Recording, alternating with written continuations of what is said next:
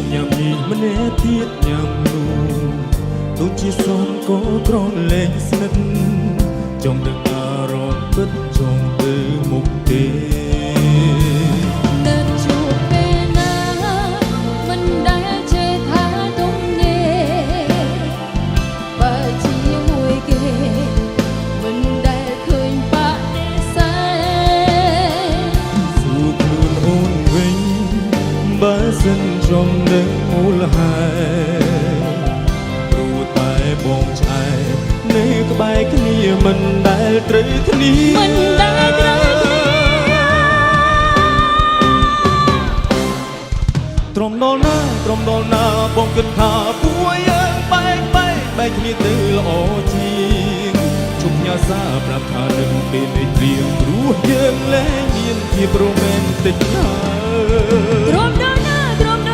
បើពួកយើងកាន់តែឆ្ងាយពីគ្នាទៅហើយបានហើយស្រឡាញ់គ្នាប៉ុណ្ណឹងបានហើយបើសិនហត់ហើយ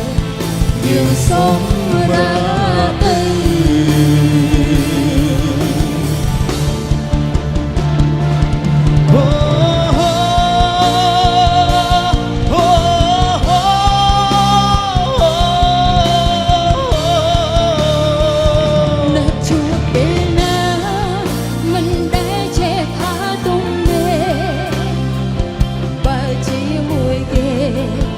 មិនដែលឃើញបដិសេ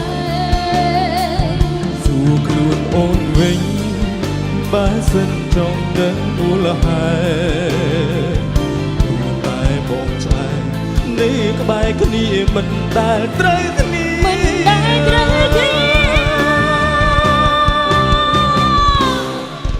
ទ្រមដល់ណាបងគិតថាពួកយើងបែកគ្នាទៅល្អជាងឈប់ញ៉ាំសាត្រឹមតែនឹងពេលមេព្រៀងព្រោះយើងលែងមានភាពរ៉ូមែនទិកហើយទ្រមដល់ណាបើពួកយើងកាន់តែឆ្ងាយពីគ្នាទៅហើយបានហើយស្រឡាញ់គ្នាមុននឹងបានហើយបើសិនអត់ហើយ